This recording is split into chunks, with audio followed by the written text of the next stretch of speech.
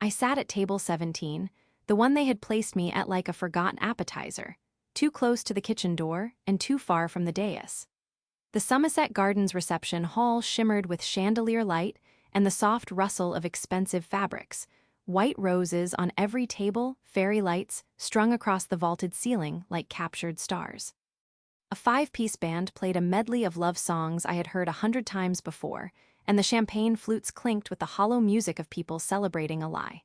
Daniel stood at the head table with his new bride, Meredith Hayes, her hand resting on his arm like she had won a prize at auction. He looked at me across the sea of guests, and I saw the calculation in his eyes before he even opened his mouth. "You're just a caretaker?" His voice carried through the ballroom, pitched with theatrical pity.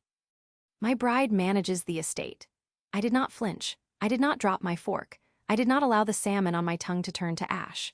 Instead, I set the utensil down on the white linen napkin with deliberate precision, the tines making no sound against the porcelain. I looked at his face and registered the slight, desperate tension in his jaw, the way his left eye twitched when he thought he had landed a blow. He had practiced this moment. He had rehearsed it in the mirror, imagining my collapse. But the man who stood before me had never understood the difference between weakness and restraint.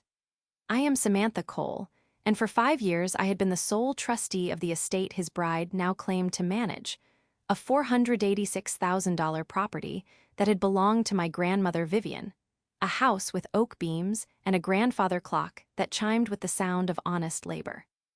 I had filed every tax return, renegotiated every lease, supervised every capital improvement, and never missed a single deadline. The house had no debt, no liens, no questions. It was a fortress of quiet competence, and I had built it with my own hands while they sipped champagne and called me a caretaker. Meredith laughed, that dismissive sound she always made, a sharp ha. Right.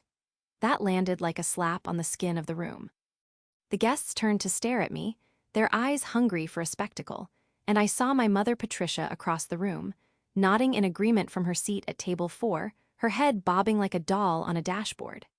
She was wearing a silk blouse in eggshell white, the kind that cost more than my monthly grocery budget, and she smiled at Meredith like she was watching a daughter she had always wanted. I took a slow bite of my salmon, letting the flakes dissolve on my tongue, and I thought about the grandfather clock that stood in the hall of the Cole estate, the one with the brass face inscribed, "To Vivian, Christmas 1987. A gift from my grandfather before he died, before the family forgot how to love each other. The clock had never stopped, never lost a minute, because I had oiled its mechanisms every January for the past 9 years, a ritual my grandmother had taught me when I was 12 years old. They did not know that. They did not know anything about me. So let me ask you this before I continue. Where are you listening from right now? Are you in your car, driving home from a shift that left you exhausted? Are you on a walk, escaping the noise of a house that does not see you? Are you lying in bed, the weight of someone else's expectations pressing on your chest? Tell me in the comments. Tell me what city you are calling home tonight, because I need to know that I am not the only one who has sat at a table in a room full of people and felt completely invisible. That feeling is the seed of everything I am about to tell you. So take a breath with me, and let me take you back to how this nightmare started. The nightmare did not begin at the wedding reception. It began 7 years earlier in the oak-paneled library of the Cole estate, where my grandmother Vivian sat in her leather wingback chair, her hands folded around a mug of tea that had long gone cold. She was 82 years old, and her mind was still sharp as a scalpel, cutting through the bullshit that her daughter Patricia had been weaving for decades. "Samantha," she said, her voice thin but unbroken, "I am leaving you the house. Not your mother, not your father, not Daniel, you. Because you are the only one who has ever actually taken care of it." I was 26 years old at the time, working double shifts as a home health aide, driving a car with 167,000 miles on the odometer, wearing scrubs that I washed by hand in the sink because I could not afford the laundromat.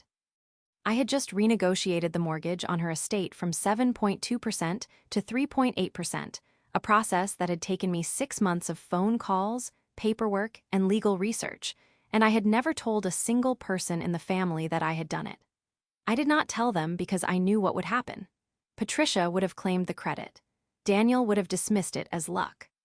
My father, who had checked out of family life years ago, would have nodded absently and changed the subject. So I kept my mouth shut, and I saved my grandmother $1,200 a month. And I watched the family spend that money on vacations and jewelry and dinners at restaurants where the prix-fixe menu cost more than my rent. The estate was valued at $486,000, a number I knew down to the last decimal because I had reviewed the appraisal myself, cross-referencing every comparable property in the county, noting the condition of the roof, the age of the furnace, the square footage of the finished basement. I had a binder in my trunk with 27 tabs, each representing a year of maintenance records, tax documents, insurance policies, and utility bills. I could tell you the exact date the hot water heater was replaced, the name of the plumber who installed it, and the cost of the copper piping. That binder was my silent resume, the evidence of a labor that no one had ever been paid to see. But here is the geometry of exclusion that I want you to understand. It is not a single wound. It is 1,000 small cuts, applied over years, each one delivered with the precision of a surgeon who knows exactly where the nerves are clustered.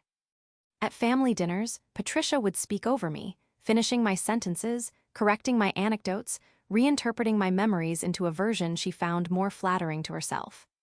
Daniel would use the word obviously in every conversation, as in obviously she can't manage anything, or obviously she doesn't understand how trusts work, as if the word itself granted him authority over reality.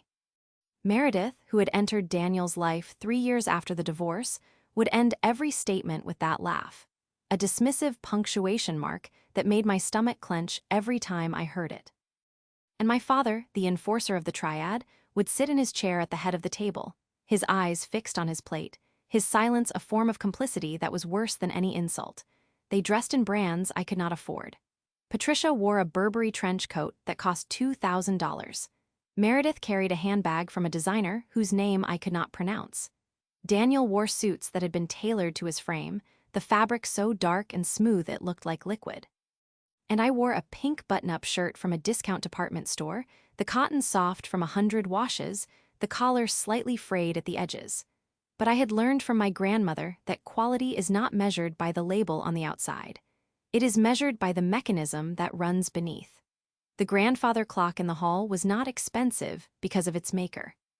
It was expensive because it had been maintained, oiled, and calibrated for 37 years, because someone had cared enough to keep it running. That was my philosophy. That was my armor. The first fracture came on a Thursday evening in October, 8 months before the wedding. I had driven to my mother's house to pick up a box of old photographs that she had promised to give me, a box that I later learned she had only relinquished because she needed space in her closet for new shoes. The house was empty when I arrived, the front door unlocked, a habit that infuriated me because the neighborhood had seen 3 break-ins that year alone. I walked into the kitchen to leave a note, and I heard the answering machine blinking on the counter, a relic from the 2005 era that Patricia refused to replace because she could not figure out how to transfer the voicemails. The machine played a message that stopped my heart without stopping my breath. It was Daniel's voice, smooth and confident, the same voice that had once told me he loved me on a balcony overlooking the ocean. Patricia, it's Daniel, just confirming that the transfers are going through. MH Holdings LLC has cleared another $9,200 this quarter. Meredith says to tell you that the shell is clean, no flags. We'll have the full amount by the wedding. $40,000 total, give or take. Obviously, keep this between us. I stood in the kitchen, my hand frozen above the counter, the fluorescent light buzzing above my head. The clock on the microwave read 8:47 p.m. I did not scream. I did not cry. I pressed the button to replay the message, and I listened to it 3 more times, memorizing the cadence of his lies, the way he said, obviously, as a shield, the casual confidence of a man who believed he would never be caught. Then I pulled out my phone, opened the voice memo app, and recorded the message. I took a photograph of the answering machine, noting the date stamp, the time, the model number. I opened a notes file and typed every detail I could remember, the temperature of the room, the smell of Patricia's lavender candles, the sound of the ice maker cycling in the freezer. I did not feel rage. I felt a cold, clinical satisfaction, the same satisfaction I felt when I found a flaw in a legal document or a discrepancy in a bank statement. Because here was the truth. Daniel and Meredith had been bleeding my grandmother's estate dry, transferring funds to a shell company they thought I would never find. a total of $38,200 over 18 months. They had assumed I was too stupid to notice, too distracted by my low-status job, too broken by the divorce to pay attention. But I had been paying attention my entire life. I had been watching, cataloging, documenting, while they dismissed me as a caretaker who did not understand the complexities of wealth. I did not tell anyone about the voicemail. I did not confront my mother. I did not call Daniel. Instead, I drove home, opened my laptop, and began the quiet work that would take me 8 months to complete. I called Atticus Shaw, the estate planning attorney who had drafted my grandmother's original trust, a man in his late 60s with wire-rimmed glasses and a voice like gravel. I had met him once, 5 years earlier, at the reading of the will, and I had kept his card in my wallet ever since. "Atticus," I said, my voice steady, "I need to file a quiet title action. I need to record a certified copy of the deed, dated 14 months before the divorce was finalized. Can you do that?" He paused for a moment, and I could hear the gears turning in his head. "Samantha," he said slowly, "that will effectively prove that the estate was never part of the marital property. That deed was recorded in the trust's name before the marriage was dissolved. Daniel has no claim." "I know," I said. "That is exactly the point." The clock on my nightstand read 11:34 p.m., and I sat in the dark, watching the numbers change, feeling the weight of the secret I carried. My grandmother's engagement ring was in a safety deposit box at the bank, a 3.2-carat emerald-cut diamond in a platinum setting, appraised at $58,000 in 2021. I had never worn it because I knew that if my mother ever saw it on my finger, she would demand to know where I had found it, and I would have to lie, and I did not want to lie. So it sat in the box, waiting, a silent witness to a legacy that no one else had been allowed to touch. And that was when I made the decision that would change everything. I had spent my entire life being invisible, a caretaker for the living and the dead, a keeper of secrets that no one had ever asked me to keep. But I had learned something in those silent years, something that Daniel and Meredith and Patricia could never understand. Trusts are enforced by paper, not by memory. Deeds are recorded in county offices, not in the hearts of men. And the woman they had dismissed as a caretaker had been holding the final deed all along. I let them believe they had won the house in the settlement, let Daniel walk away with a signed agreement that he thought gave him ownership of the estate. He did not know that the deed had been transferred 14 months earlier, that the trust was irrevocable, that the property was mine by law and by choice. I let him smile at the wedding reception, let him make his speech about moving into the estate with his new bride, let him humiliate me in front of 100 guests. Because I knew that 3 days before the wedding, I had filed the quiet title action. I knew that the deputy sheriff was already walking toward the ballroom, a sealed folder in his hand. I kept eating my salmon, the fork steady in my grip, as the door to the reception hall swung open. I watched the door swing open, the hinges catching the light from the chandeliers, and I knew exactly who would step through. But I did not allow myself to anticipate the moment. Instead, I let my eyes drift across the room, cataloging the faces of the guests who had come to celebrate a union built on the rubble of my life.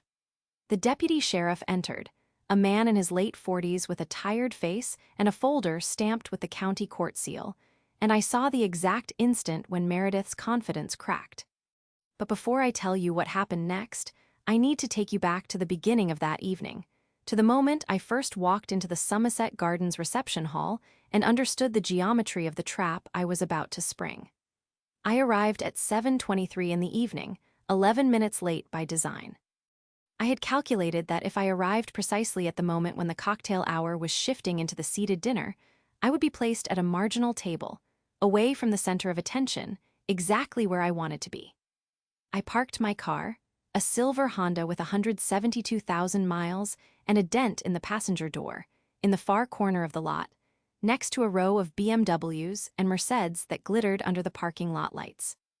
I checked my reflection in the rearview mirror, adjusting the collar of my pink button-up shirt, the same shirt I had worn to my grandmother's funeral, the same shirt that had never cost more than $30, but had been ironed with the precision of a woman who had learned to find dignity in small acts of maintenance. I carried nothing but a small clutch that contained my phone, my keys, and a photocopy of the recorded deed, folded into a square and tucked behind a photo of Vivian holding a trowel in the rose garden. The hall was a cathedral of white roses and fairy lights, the ceiling draped in fabric that caught the glow of 1,000 tiny bulbs. A five-piece band played a medley of standards from the 40s, the kind of music that my grandmother had loved, and I felt a pang of grief that she was not here to see what I had become. But I buried that feeling beneath a layer of clinical observation because I had work to do. I scanned the room, noting the placement of the tables. The dais at the front, where Daniel and Meredith would sit like king and queen of a kingdom that did not belong to them. Table 4, where my mother sat with my father, her hair freshly dyed a shade of blonde that was too yellow for her skin tone, her hands wrapped around a champagne flute like a vice. Table 7, where Daniel's business associates laughed too loudly, their ties loosened, their eyes already glassy from the open bar. And table 17, pushed against the far wall, next to the swinging door that led to the kitchen, where I could see the steam rising from the pots and hear the clatter of plates. I walked to table 17 with my head held straight, my steps measured, my heels clicking on the polished floor with a rhythm that matched my heartbeat. The guests at the surrounding tables turned to look at me, the ex-wife, the caretaker, the woman who had been discarded, and I felt their eyes on my back like a weight. But I did not shrink. I sat down in the chair with the least favorable view, the one that faced the kitchen door, and I folded my hands in my lap and waited. My mother caught my eye from across the room, and she raised her chin in a gesture that was both acknowledgement and dismissal. She was wearing a silk blouse in eggshell white, the collar starched and sharp, and a string of pearls that had belonged to my grandmother, pearls that I had watched Vivian polish with a soft cloth every Sunday after church. Patricia had claimed them as her own after the funeral, never once asking if I wanted them, never once acknowledging that I had been the one to find Vivian's will, to read it aloud, to handle the legal paperwork while she wept in the corner. My father sat beside her, his suit slightly too large for his thinning frame, his eyes fixed on the middle distance like a man who had learned to disappear in plain sight. He was the enforcer of the triad, not by action but by omission, and I had long stopped expecting him to speak. I observed the power dynamics of the room as I would observe a patient's vital signs, methodically, without judgment, looking for the weak points. Daniel stood at the dais, his hand resting on Meredith's shoulder, his jaw set in that practiced smile that never quite reached his eyes. He was wearing a charcoal suit with a silver tie, the kind of outfit that cost more than my monthly rent, and he moved with the confidence of a man who had never been told no. Meredith sat beside him, her dress a cascade of white lace that had been designed to make her look innocent, but her eyes were sharp and calculating. She laughed at everything he said, that dismissive, "Ha, right," that I had come to recognize as her signature, a sound that was equal parts contempt and performance. And seated at the edge of the dais, partially obscured by a floral arrangement, was Patricia, her hand resting on the tablecloth, her fingers tapping a rhythm that only I could recognize as anxiety. I watched them perform their unity, the three of them, and I felt a strange sense of calm. They thought they had won. They thought the estate was theirs, that the deed was clean, that the trust was a fiction. They did not know that I had already filed the quiet title action, that the certified copy of the deed was in my clutch, that Atticus Shaw had already prepared the eviction notice and the temporary restraining order. They did not know that the furniture I had helped my grandmother select, the grandfather clock that had stood in the hall for 37 years, the rose garden that Vivian had planted with her own hands, was all protected by a document that had been recorded 14 months before the divorce was finalized. They thought this was a celebration. It was a funeral, and they were the guests of honor. The salad course arrived, and I ate mechanically, my eyes fixed on the dais, my mind running through the sequence of events that would unfold. I had planned everything down to the minute. The deputy sheriff would arrive at 9:15 p.m., give or take 5 minutes, timed to coincide with the speeches.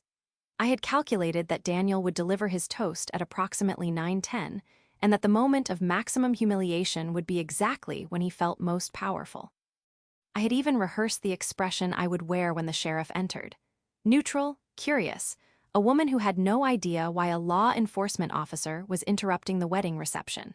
But I had not anticipated the speech itself. Daniel stood at the microphone at 9:12 p.m., his champagne flute raised, his voice carrying across the room with the practiced ease of a man who had been speaking at corporate events for 20 years. "I want to thank you all for coming," he said, his eyes sweeping across the crowd. And I want to especially thank my beautiful bride, Meredith, for agreeing to spend her life with a man who is obviously not worthy of her." Laughter rippled through the room, and Meredith smiled, her hand resting on his arm. "But in all seriousness, I want to thank the people who made this possible. My mother-in-law, Patricia, for her unwavering support. My business partners for their trust. And of course, the woman who made this estate such a beautiful home for us. My bride, who has managed every detail of our new life together." He paused, and I saw his eyes find me at table 17. A flicker of something crossed his face, amusement, perhaps, or cruelty, and he continued. "Some people thought I wouldn't be able to keep the estate after the divorce. They thought that someone else had a claim to it, but obviously those people were wrong. The estate is mine, and I am going to build a legacy here with my new family." The room erupted in applause, and my mother raised her glass, her eyes shining with pride. I did not clap. I set my fork down on the edge of my plate, the tines making a soft sound against the porcelain, and I looked at the clock on the far wall. It was 9:15 p.m. The sheriff was late. Daniel took a sip of his champagne, and then he turned his gaze directly to me, as if he could not resist the temptation to twist the knife one more time. "And I see that my ex-wife is here tonight," he said, his voice dripping with false pity. "Sam, it means a lot that you came. I know this must be hard for you, seeing us so happy, but I want you to know that you're welcome to visit the estate anytime. We'll have a room for you. Obviously, it won't be the master suite, but we'll find something." Laughter again, louder this time, and I heard someone at a nearby table say, "Oh, that's cold." I did not flinch. I did not lower my eyes. I looked at him with the same calm, clinical gaze that I had used to renegotiate his mortgage, and I saw the slight, desperate twitch in his left eyelid. He was nervous. He was enjoying the performance, but beneath the bravado there was a tremor of uncertainty, a man who knew on some level that he had built his victory on a foundation of sand. And then he delivered the line that had been planned, the one that I had been waiting for, the one that would be preserved in the voicemail recording that I had already transcribed and notarized. "You're just a caretaker," he said, his voice rising with theatrical surprise. "My bride manages the estate." The room went still. Meredith laughed, that sharp, dismissive sound, and Patricia nodded, her head bobbing like a doll, her lips pressed into a thin smile. I saw my father look down at his plate, his jaw tight, his hands motionless. And I saw the face of a woman at table 6, an aunt I had not spoken to in years, her eyes wide with a mixture of pity and amusement. And they thought that was the ending. They thought that was the moment when I would break, when I would finally show the weakness they had been waiting for. But I had learned something in my years of invisibility, something that Vivian had taught me with her quiet hands and her steady gaze. You do not destroy them in a single blow. You let them believe they have one, and then you pull the rug from beneath their feet when they are too drunk on victory to see it coming. I set my napkin down on the table, folded into a perfect square, and I rose from my chair. The guests watched me, their forks frozen in midair, their conversations dying on their lips. I walked toward the exit, my steps steady, my heels clicking on the polished floor, and I did not look back. I pushed through the swinging door into the kitchen where the cooks were plating desserts, and I pulled out my phone. I called Atticus Shaw, the number I had memorized months ago, and I let it ring once, twice, 3 times. "Atticus," I said, my voice low, "it's time." He did not ask questions. He simply said, "The sheriff is 10 minutes out. Traffic on the boulevard." I hung up, and I walked through the kitchen to the back door, stepping out into the cool night air. The parking lot was quiet, the distant sound of the band muffled by the walls. I leaned against the hood of my car, the metal cold through my shirt, and I watched the stars, the same stars that had shone over the Cole estate for 100 years. I thought about the grandfather clock, still ticking in the hall, and the engagement ring in the safety deposit box, and the rose garden that would bloom again in the spring. I thought about Vivian, and the last thing she had said to me before she died. "You don't need to destroy them, you only need to stop carrying them." I had stopped carrying them the moment I filed that quiet title action. The rest was just paperwork. I watched the deputy sheriff's car pull into the parking lot, its lights flashing red and blue against the dark, and I felt a strange sense of peace. I slid back into my car, closed the door, and started the engine. I drove out of the lot, past the ballroom where the laughter was still echoing, past the white roses and the fairy lights, past the man who had humiliated me and the woman who had laughed. I drove to the bank, where I retrieved the engagement ring from the safety deposit box, the platinum cool against my palm. And I drove to the Cole estate, the house that had never left my hands, the house that was mine by law and by choice. When I arrived, the house was dark, the windows reflecting the moonlight like a row of eyes. I unlocked the door with the key that had been on my ring for 7 years, the key that Daniel had never known I had. I stepped into the hall, and I heard the grandfather clock chime, its brass face glowing in the dim light, the inscription catching the glow, "To Vivian, Christmas 1987. I walked to the library, the room where she had signed the trust, and I sat in her leather wingback chair. I opened my phone and saw a message from Atticus. "Delivered. Court date set for Tuesday. You are now the sole legal owner of record." The wedding reception was still going, the champagne still flowing, the laughter still ringing. They were celebrating their victory, the one that had already been reversed, the one that existed only in their imaginations. And I sat in the quiet of the library, the ring in my hand, and I smiled. The package from Atticus Shaw arrived at my apartment on a Saturday morning, 3 days after the wedding, though the return address was a post office box I had never seen before. He had sent it with signature confirmation and a tracking number that I logged into a spreadsheet the moment I opened the door. The manila envelope was thick, the edges crisp, sealed with clear tape and a red confidential stamp that bled through the paper.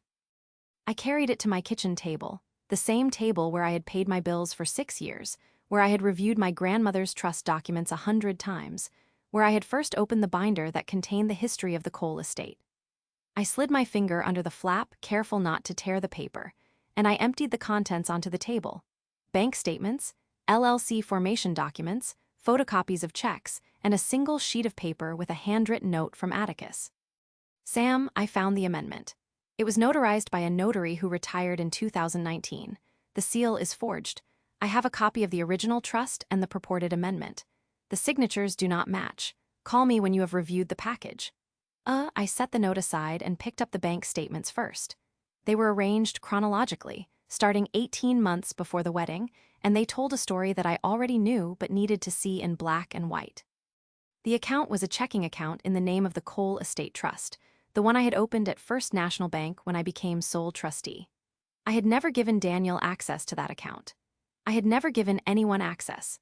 But the statements showed withdrawals, wire transfers, and checks made payable to MH Holdings LLC, a company registered in Nevada with a mailing address that traced back to a rented mailbox in a strip mall near the airport. The amounts were small at first, $1,200, $2,800, $3,500. But they grew larger as the confidence of the thieves grew, culminating in a final transfer of $9,200, the one I had heard on the answering machine. I pulled out a yellow legal pad from the drawer beneath the table and began a column. Date, amount, method, notes. I wrote each entry in my smallest handwriting, the letters compressed and precise, because I had learned that detail was the only defense against people who thought they were smarter than me. By the time I reached the end of the statements, I had a total that matched exactly what I had calculated from the voicemail: $38,200, transferred over 18 months, with an average monthly theft of $2,122.22. I circled the total 3 times, the pen pressing hard enough to leave an impression on the next page. The LLC formation documents were next. MH Holdings LLC had been registered in Nevada on a date that corresponded exactly with the first withdrawal, and the listed manager was Meredith Hayes, with a residential address that matched the apartment she had shared with Daniel before the wedding. The articles of organization were boilerplate, the kind of document you could download from a legal forms website, but they had been notarized by the same notary whose name appeared on the forged trust amendment. I laid the 2 documents side by side on the table, and I could see the discrepancy immediately. The notary's commission stamp on the LLC document was dated 2022, but the notary had retired in 2019, which meant the stamp itself was forged. Whoever had prepared these documents had not done their homework. They had assumed that no one would look, that the paper would be filed and forgotten, that the woman in the caretaker's uniform would never check. I felt a cold satisfaction spread through my chest, the same feeling I had experienced when I found the error in the mortgage amortization schedule, when I discovered the insurance policy that had lapsed, when I realized that the family's accounting had been off by $3,000 for 6 years. It was not anger. It was the intellectual pleasure of a puzzle solved, a flaw exposed, a system understood. I had spent my life cleaning up messes that other people created, and I had developed a taste for the work. The forged trust amendment was the centerpiece. Daniel, or someone acting on his behalf, had drafted a document that purported to add him as a co-trustee of the Cole Estate Trust, granting him authority to manage assets and make distributions. The document was dated 11 months after the original trust had been executed, but it had never been recorded with the county, never filed with the court, never shared with the beneficiary, me. The signatures on the amendment did not match the signatures on the original trust, which I had witnessed Vivian sign at her dining room table, her hand steady despite her age, her eyes clear and sharp. I pulled the original trust from my own binder, the one I had kept in a fireproof safe in my closet, and I compared the signatures under the light of my kitchen fixture. The capital S in Samantha was wrong. The loop was too tight, the angle too steep. Vivian had always written her S with a slight flourish, a confidence that could not be faked. The forger had tried, but they had failed, and their failure was written in the curve of a single letter. I scanned every document into my computer, creating a digital folder labeled Exhibits Final. I saved each file with a naming convention that included the date and a brief description. 2023 10/15 bank statement monthly, 2023 11/01 LLC formation, 2023 12/20 forged amendment. Then I placed the originals into sheet protectors, 3-hole punched them, and filed them in a 3-ring binder with a black cover and a spine label that I printed on my home printer. Cole Estate Trust, Evidence Volume 1. I wrote the date and my initials on the inside cover, and I locked the binder in the safe. But to understand how I got here, I need to take you back to the weeks before the wedding, back to the slow, deliberate process of watching them dig their own grave. It started with a phone call in late October, 3 days after I had discovered the voicemail on my mother's answering machine. I was at home, sitting on my couch, the recording saved to my phone and backed up to 2 separate cloud services.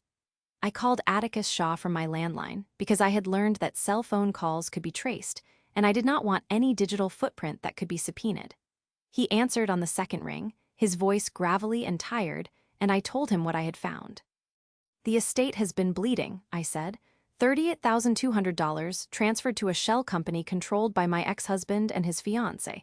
I have the voicemail. I have the bank statements. I need to know what my options are. Atticus did not ask me how I had obtained the information. He simply said, "You need to file a quiet title action. Immediately." If the deed was recorded in the trust's name before the divorce, the estate was never part of the marital property. Daniel has no claim, and any attempt to transfer funds from the trust is a breach of fiduciary duty. But we need to move fast, because once they realize you know, they will try to destroy the evidence. "I have the evidence," I said. "I have copies of everything. And I have the original deed, recorded 14 months before the divorce was finalized." He paused, and I heard him exhale. "You have the original deed?" "I have the certified copy. My grandmother gave it to me the week before she died. She told me to keep it safe, and I did." There was a long silence on the line, and then Atticus said, "Samantha, you have just beaten them at a game they did not know they were playing. Let me prepare the paperwork. I will have the sheriff deliver the notice at the wedding reception. The timing will be perfect." I agreed, and I spent the next month gathering every piece of evidence I could find. I reordered bank statements from the trust account, going back 5 years, and I cross-referenced each transaction against the receipts I had saved in my grandmother's filing cabinet. I found 3 additional wire transfers that had been made to MH Holdings LLC, totaling an additional $6,800, bringing the total to $45,000 even. I found a forged signature on a check that had been made out to a contractor who had never done any work on the property. I found a discrepancy in the insurance policy, where the coverage had been reduced without my knowledge, saving the thief $200 a month, but exposing the estate to liability. I documented everything, and I stored it all in a box in the back of my closet, next to the urn that contained my grandmother's ashes. The false submission began with a dinner invitation. My mother called me in early November and invited me to a pre-wedding gathering at her house, a casual evening of wine and appetizers, she said, to celebrate the engagement. I accepted because I needed to see their faces, to hear their voices, to measure the depth of their arrogance.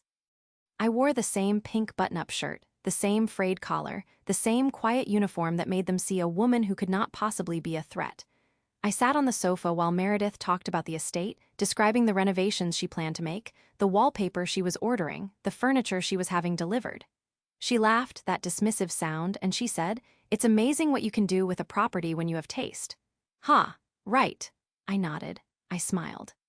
I sipped my wine, a cheap Cabernet that I had bought for $5 at the grocery store, and I let her talk.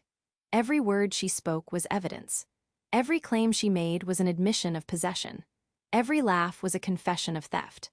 I recorded the entire evening on a voice memo app on my phone, the device resting in my pocket with the microphone facing out, and I added the file to my growing collection. Patricia pulled me aside in the kitchen, her hand on my arm, her eyes filled with the performance of concern. "Samantha, I only want what's best for you," she said, her voice soft and insincere. "I know this is hard, but I think you need to let go of the past. Daniel is happy. Meredith is happy. Don't you want to be happy too?" I looked at her face, at the wrinkles around her eyes that she had tried to fill with Botox, at the pearls that had belonged to my grandmother, and I felt nothing. No anger, no sadness. Only a quiet certainty that she was a stranger to me, a woman who had chosen a son-in-law over a daughter, who had turned her back on the person who had actually taken care of her own mother. "I am happy, Mom," I said, and I meant it for reasons she could never understand. The tension loop tightened in December when Daniel sent me an email from his work address, a message that was clearly meant to be condescending and dismissive. He wrote that he hoped I was doing well, that he had heard I was still working as a home health aide, that he thought it was admirable that I was helping people. Then he added, "Obviously, the estate is in good hands now. Meredith has a real head for business. I don't know what we would do without her." I read the email 3 times, and I felt a surge of emotion that I had to suppress. The anger rose in my chest, hot and sharp, and I wanted to reply with the truth, to tell him that the estate was mine, that the deed was recorded, that his wife was a thief and he was a fool. But I closed my eyes, took a breath, and I remembered what Vivian had said. "You don't need to destroy them. You only need to stop carrying them." I forwarded the email to my evidence folder, added it to the spreadsheet, and deleted the version from my inbox. Then I called Jenna. Jenna Reeves answered on the first ring, her voice breathless, the sound of papers shuffling in the background. She was a paralegal specializing in real estate title disputes, and she had been a friend since high school, the only person who had never treated me like a doormat. But she thought I was a helpless woman who never stood up for herself, a perception I had carefully cultivated because it kept her from asking too many questions. "Jenna, I need a favor," I said. "I need you to look at a deed and tell me if there are any defects." She laughed, a warm, genuine sound. "Sam, you know I'm happy to help. What's the property?" I gave her the address of the Cole estate, and I sent her the certified copy of the recorded deed, along with the forged trust amendment and the LLC documents.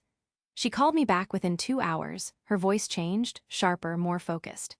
"Sam, this deed is ironclad. It was recorded 14 months before the divorce, and the trust is irrevocable. The amendment your ex-husband tried to file is a forgery. I can spot a defective seal from 20 paces.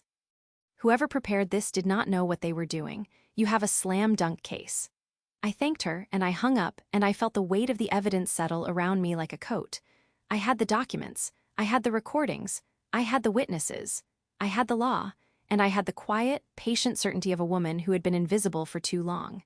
The night before the court date, I spread all the evidence across my dining room table. The binder was open to the first page, the exhibits arranged in chronological order, each tab labeled with a colored sticker that corresponded to a category. Trust documents, financial records, LLC formation, correspondence, recordings. I had printed out the tracking logs for the certified mail I had sent to Daniel, Meredith, and Patricia, each one signed and dated, proving that they had been served with notice. I had printed out the court filing, the quiet title action, the request for eviction. I had printed out the notary's retirement notice, dated 2019, which proved that the seal on the forged documents was invalid.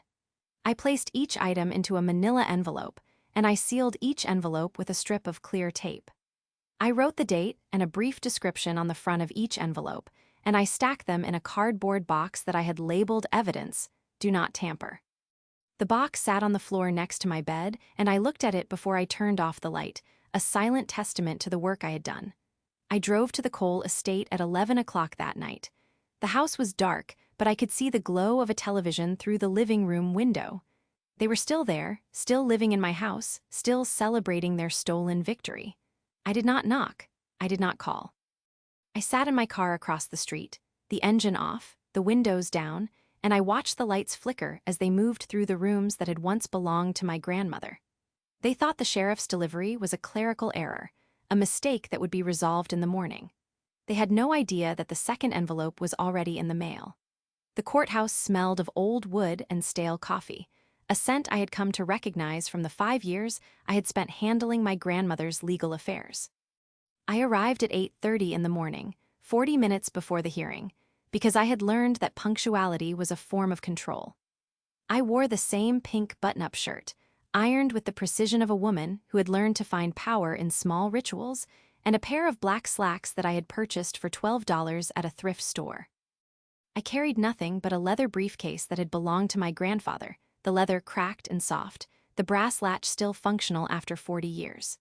Inside were the 3-ring binders, the manila envelopes, the voice recorder, and a single photograph. Vivian Cole holding a trowel in front of the estate's rose garden, her face lit with the satisfaction of a woman who had grown something that would outlast her.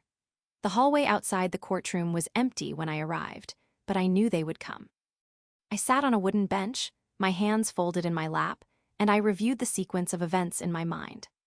The quiet title action had been filed 3 weeks ago, and the court had granted a temporary restraining order preventing any further transfers of trust assets. The hearing today was to determine whether the order would become permanent, whether the estate would be formally returned to my name, whether the eviction of Daniel and Meredith from the premises would be enforced. The sound of heels on the linoleum announced their arrival. Patricia walked first, her face set in a mask of indignation, her silk blouse and tailored blazer a uniform of privilege that she thought would intimidate the judge. She was followed by Daniel, his jaw tight, his eyes scanning the hallway as if he expected to find an ally. And then Meredith, her arms crossed, her lips pressed into a thin line that was meant to convey confidence, but only revealed the worry lines around her mouth. They were accompanied by a lawyer I did not recognize, a man in his 50s with a comb-over and a briefcase that looked new and empty. "Samantha," Patricia said, her voice cold, "I hope you're ready to drop this ridiculous lawsuit. You're embarrassing the family." I did not stand. I did not look at her. I simply said, "I am ready for the truth to be heard." The hearing began at 9:15, and I took my place at the plaintiff's table, my grandfather's briefcase open in front of me. Atticus Shaw sat beside me, his wire-rimmed glasses perched on his nose, a stack of documents arranged in perfect order. On the other side of the aisle, the lawyer with the comb-over shuffled his papers, and I could see the uncertainty in his movements, the way he kept glancing at Daniel as if looking for reassurance. The judge entered, a woman in her 60s with silver hair and a face that had seen every kind of lie. She sat down, adjusted her glasses, and looked at the case file. "This is the matter of Cole versus Fuller, quiet title action and request for eviction. Counsel, please state your appearances." Atticus rose and introduced himself, and then the comb-over lawyer stood and said, "Your Honor, the defendants wish to file a motion to dismiss on the grounds that the trust amendment was properly executed and that the plaintiff has no standing." The judge looked at him. "Motion is noted. Let me see the evidence." Atticus handed me a stack of documents, and I passed them to the bailiff, who carried them to the judge. I watched her examine the first page, the certified copy of the recorded deed, and I saw the slight shift in her expression, the recognition of a document that was clean and legal and ironclad. She turned to the bank statements, and I saw her eyebrows rise. She turned to the LLC formation documents, and I saw her mouth tight. And then she reached the forged trust amendment, and she held it up to the light, tilting it as if she could see the lie in the paper. "Mr. Sullivan," she said to the comb-over lawyer, "can you explain the discrepancy between the notary's seal here and the notary's retirement date?" Sullivan stammered. "Your Honor, I was not aware of any discrepancy. My clients informed me that the amendment was properly executed." The judge turned to Atticus. "Counsel, do you have evidence regarding this discrepancy?" Atticus stood. "Yes, Your Honor. We have a copy of the notary's retirement notice, dated 2019, filed with the Secretary of State. The seal on the amendment is dated 2022. The notary in question has been retired for 3 years. Additionally, we have handwriting analysis from a certified forensic document examiner who concluded that the signatures on the amendment do not match the signatures on the original trust. The judge set the document down. Go on. I opened my grandfather's briefcase and pulled out the voice recorder. Your Honor, with your permission, I would like to play a recording that was captured on October 15th of last year. It was left on an answering machine at the home of Patricia Cole, the defendant's mother. The judge nodded. I pressed play, and Daniel's voice filled the courtroom, smooth and confident. Patricia, it's Daniel, just confirming that the transfers are going through. MH Holdings LLC has cleared another $9,200 this quarter. Meredith says to tell you that the shell is clean, no flags. We'll have the full amount by the wedding. $40,000 total, give or take. Obviously, keep this between us. The silence that followed was absolute. I looked at Daniel, and I saw the color drain from his face, the way his hands began to tremble, the loss of the practiced composure that had always been his armor. Meredith's laugh had vanished, replaced by a twitch in her left eye, a muscle spasm that she could not control. Patricia sat frozen, her hand pressed to her chest, the pearls I remembered from my grandmother's dresser glowing against her blouse. The judge removed her glasses and looked directly at Daniel. Mr. Fuller, did you make this statement? Daniel's mouth opened, but no words came out. He looked at his lawyer, who looked at the floor. He looked at Meredith, who was staring at the judge with the wide-eyed terror of a woman who had been caught. And finally, he looked at me, and I saw something I had never seen in his eyes before: fear. I don't know what that is, he said. Atticus stood. Your Honor, we have the original recording, the time-stamped metadata, and a certified transcript. We also have bank records showing the transfers from the Cole Estate Trust to MH Holdings LLC, totaling $38,200 over 18 months. Additionally, we have a forged check in the amount of $6,800, made out to a contractor who never performed any work on the property. The total amount misappropriated is $45,000. The judge nodded slowly. She picked up the original trust document, the one I had stored in my safe for 7 years, and she read the signature line. This trust is irrevocable. The sole trustee is Samantha Cole. The deed was recorded 14 months before the dissolution of the marriage. The estate was never marital property. The amendment is a forgery. The transfers are theft. She set the document down and looked at Daniel. I am granting the quiet title action. The estate is legally recognized as belonging to Samantha Cole, held in trust for her benefit. The eviction is ordered effective immediately. The defendants have 24 hours to vacate the premises, all assets frozen pending an accounting. The district attorney will be notified of the evidence of forgery and theft. Court is adjourned. The gavel fell, and the sound echoed through the room like a door closing. I did not watch them leave. I gathered my documents, placed them back in my grandfather's briefcase, and I stood. Atticus put a hand on my shoulder, his grip firm and warm. You did it, Sam? No, I said. I simply stopped carrying them. I walked out of the courtroom, and I heard Patricia's voice behind me, sharp and desperate. Samantha, you can't do this. I'm your mother. How dare you humiliate us like this? I turned around. She was standing in the doorway, her face flushed, her hands reaching toward me as if she expected me to embrace her. Behind her, I saw Daniel slumped against the wall, his head in his hands, the suit that had cost more than my car now looking cheap and pathetic. Meredith was crying, her mascara running in dark streaks, her laugh finally silenced. Mom, I said, I never did this to humiliate you. I did this to protect what was mine. You chose them. You chose the lie. I just chose the truth. The driveway to the Cole estate had never looked so long. I drove slowly, the gravel crunching under my tires, the oak trees casting shadows across the hood of my car. When I reached the front door, I saw the moving truck parked at the side of the house, and I saw Daniel and Meredith carrying boxes to the curb, their faces hollow, their movements mechanical. They did not look at me. They did not speak. They simply loaded the boxes into the truck and drove away, leaving behind the grandfather clock, the rose garden, and the silence of a house that had finally come home. I walked into the hall, and the grandfather clock chimed 3 times, the sound filling the empty space. I placed my hand on the brass face, feeling the cool metal, reading the inscription I had memorized as a child.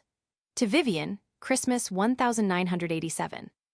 I walked to the library, where the morning light was streaming through the bay window, and I sat in the leather wingback chair that had been hers. I opened my briefcase, and I took out the photograph of Vivian holding the trowel, the one I had carried with me through every hearing, every meeting, every sleepless night. I tucked it behind the frame of a smaller photograph on the side table, where it would catch the light. And I stayed in that chair for a long time, thinking about the 5 truths I had learned, the truths that had carried me through the dark. The first truth is that trusts are enforced by paper, not by memory or sentiment. Love is a beautiful thing, but it cannot protect a house from a thief. The law does not care about your tears. It cares about the deed, the stamp, the signature, the date. I had learned this from my grandmother, who had taught me to keep every receipt, every filing, every document in a binder that could survive a flood. I had kept the paper, and the paper had kept the house. The second truth is that public humiliation is a distraction from the quiet work already done. When Daniel and Meredith laughed at me in the wedding hall, they thought they were winning. But I was not fighting in that room. I was fighting in the county recorder's office, in the bank, in the filing cabinet. The humiliation was a noise, a smoke screen, and I had learned to see through it because I had spent years watching them perform their superiority while I sat in the corner, taking notes. The third truth is that those who claim your labor will never see the foundation you built. Patricia had never once thanked me for renegotiating the mortgage. Daniel had never acknowledged the hours I had spent maintaining the estate. They saw the surface, the wallpaper, the flowers, the furniture. They did not see the structure beneath, the trust that held it together, the woman who had secured the beams. And when the structure held, they were the ones who fell. The fourth truth is that the only safe secret is one you never tell, even to allies. I had not told Jenna the full plan. I had not told Atticus the voicemail until I was ready. I had not told anyone the date of the hearing because I knew that even the most well-meaning person can leak a secret. I had kept my own counsel, and I had walked the path alone because the path to justice is narrow and silent. And the fifth truth is that letting them believe they have won is the first move of the final game. They thought I was defeated. They thought I was a caretaker. They thought I had no claim. I let them think it, because the longer they believed, the deeper they dug their own grave. I did not have to push them in. I only had to wait for the ground to give way beneath their feet. I looked at the photograph of Vivian, her face lit by the sun, her hands dirty from the soil, her smile the smile of a woman who had built something that would outlast her. "You don't need to destroy them," she had said. "You only need to stop carrying them." I had stopped carrying them. I had set them down, and they had fallen. The sun moved across the floor, and I closed my eyes, and I felt the peace of a woman who had finally come home. If this story resonated with you for any reason, if you have ever been the invisible one in a family that did not see you, if you have ever felt the weight of being the caretaker who receives no credit, share this story with someone who needs to hear it. You can find me in the comments. Tell me what city you are from. Tell me what you had to let go of to find your peace. Keep your boundaries strong. Guard your peace, and I will see you in the next.